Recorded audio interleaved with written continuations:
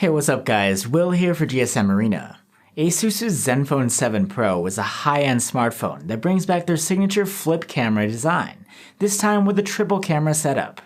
It looks nice, but is it worth the €800 price tag? Let's find out in our full review.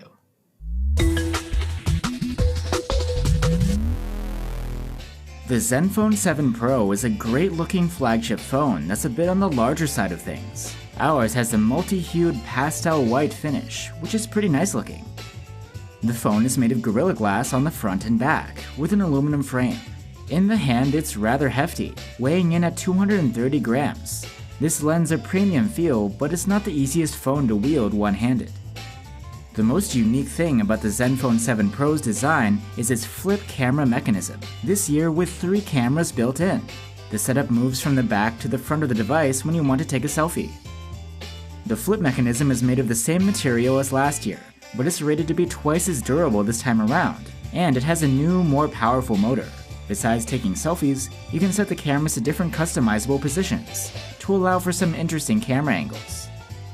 As you might suspect, with all these moving parts, the Zenfone 7 Pro doesn't have any IP-rated waterproofing, so you'll need to be careful if you're taking selfies out by the pool. The 7 Pro's display is a nice upgrade over last year's. It's an AMOLED this time around at 6.67 inches, and it has a 1080p resolution. Plus, there's a fast 90Hz refresh rate too. This display looks great. You don't have a distracting notch or hole punch cutout thanks to the flip cam. And the high refresh rate means that the UI and supported content looks much smoother to the eye. You get deep blacks, and colors can be tuned to be rather accurate in settings. And the brightness of the display is very good too. We measured up to around 530 nits maximum with the slider, and got a boost up to 740 nits in auto mode when in bright conditions. There is an always-on display, but it's more of an always-on clock. You do get notification alerts though, thanks to an LED located on the bottom. You might expect an under-display fingerprint reader from a high-end AMOLED phone, but the Zenfone 7 Pro has a side-mounted capacitive one instead, that doubles as the power button. It's fast and reliable. You can also program the button as a smart key, to give you quick access to a specified app or function. For audio, the Zenfone 7 Pro has a stereo speaker setup, with one bottom-firing loudspeaker and the other up at the top doubling as the earpiece. They're not quite as loud as the speakers on last year's model, but still earned a score of good in our tests. And the sound quality is balanced, with defined highs and a bit of bass.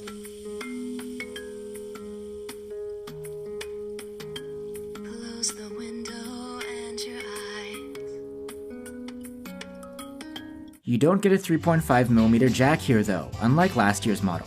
To plug in traditional headphones, you'll need to use a USB-C adapter. At least storage is expandable here, on top of the 256 gigs of storage on board the device. The Zenfone 7 Pro's interface is the latest Zen UI 7, based on Android 10. It's pretty close to stock Android in appearance. You can keep your apps in a drawer, or on the home screen. There are some proprietary features, such as a modified quick toggles layout you can enable, which is easier to reach with one hand. OptiFlex is a proprietary app launch optimizer that works in the usual way, caching certain resources, oftentimes in RAM, so that they can remain easily accessible to the most used apps. And just like on ASUS's ROG phones, there's a Game Genie overlay which you can access from within your games. This gives you notification and performance controls, as well as a floating toolbar that shows you real-time performance stats. As far as the actual performance goes, the Zenfone 7 Pro has a top-of-the-line Snapdragon 865 Plus chipset. This is opposed to the regular Snapdragon 865 and the vanilla Zenfone 7. So you get slightly faster clock speeds and faster peak performance here on the Pro.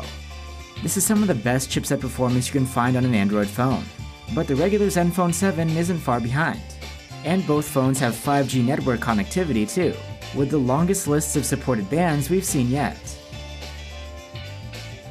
The Zenfone 7 Pro has the same 5000 mAh battery capacity as last year's model. It's one of the largest you can find on a flagship grade phone, and battery life is great. The Zenfone 7 Pro earned an endurance rating of 99 hours with its screen at the 90Hz refresh rate. and 110 hours in our tests with the screen at 60 Hz. The charging speed is very good as well. With the bundled 30-watt charger, we were able to charge the phone from a dead battery to 56% in half an hour. There is no wireless charging here though. If you're not in a hurry, there is a slow charge feature which caps the charging at 10 or 18 watts. You can also set charging limits, or make an overnight charging schedule. This helps keep better care of your battery in the long run so it ages better. Now let's dive more into the flip camera setup. There are 3 cameras housed within: a 64 megapixel quad Bayer main cam, a 12 megapixel ultra wide angle cam with dual pixel autofocus that can take macro shots, and an 8 megapixel 3x telephoto zoom. One of the main differences from the vanilla Zenfone 7 is that on the Pro model you get OIS on the main and telephoto cameras. In daylight, 16 megapixel photos from the Zenfone 7 Pro's main cam are great. There's plenty of detail, and we like the conservative processing and natural looking colors. The dynamic range is good, though we did see some clipped highlights from time to time. You can shoot in the full 64 megapixel resolution, which can get you a bit of extra fine detail. The dynamic range is more narrow though, and you get more noise. Portraits on the Zenfone 7 Pro are shot with the main cam, but with a 1.6x digital zoom. They still come out at 16 megapixels, and you can see the results of the upscaling involved. The detail level isn't great and faces look soft. At least the subject isolation is good. 12 megapixel shots from the ultra wide angle cam are solid. You get good sharpness and detail and well-corrected barrel distortion. We do wish the dynamic range was wider, but the autofocus means that your subjects will always come out sharp. Plus, thanks to the autofocus, you can shoot close-ups with the ultra-wide cam, up to as close as 4 centimeters. These come out quite nice. 3x zoom shots from the telephoto cam come out in 8 megapixels, and we're impressed by how sharp and detailed they are. You get a pretty similar color rendition to the main cams, the noise level is acceptable, and dynamic range is alright. Since the Zenfone 7 Pro uses the entire camera setup for selfies, these days you won't find a better camera phone for selfie shots. Photos from the main cam come out with abundant detail and spot-on skin tones. Dynamic range is excellent, especially when compared to selfie cameras on other phones. Plus, since the sensor is rather large, you can achieve a natural bokeh sort of look with a shallow depth of field. You can also turn on the dedicated portrait mode, which gives much better results than when taken from the backside. The photos aren't cropped and upscaled here, so they're noticeably sharper. The ultra-wide does a decent job for selfie purposes, but it's not quite as capable as the main cam. The detail level isn't as good, and the skin colors are a bit off. But the extra wide coverage comes handy for group shots, and ASUS also claims there is face distortion correction so everybody looks their best. Selfies can be taken with a telephoto camera too, though I'm not sure why you'd want to, outside of some special artistic purposes, or if you just want to check out your pores. In low light, the Zenfone 7 Pro has an auto night mode behavior toggled on by default. If for some reason you turn that off, plain photo mode shots come out soft, with limited dynamic range. The ultra-wide shots have more aggressive noise reduction, so noise is smoothed out, as well as fine detail. With night mode turned on, things are improved considerably, with both the main and the ultra-wide cam. Highlights are much better developed, and shadows gain some actual detail. There's also a 7-second exposure option for the night mode, as opposed to the default 4. We didn't see any meaningful differences between the two modes though. On the telephoto camera, there's no night mode of any sort. Its photos are decent and can be used in a pinch, though if you look closer, you will see some softness and noise. The Zenfone 7 Pro is very capable at recording videos. Like many flagship phones coming out these days, it can record video in 8K resolution.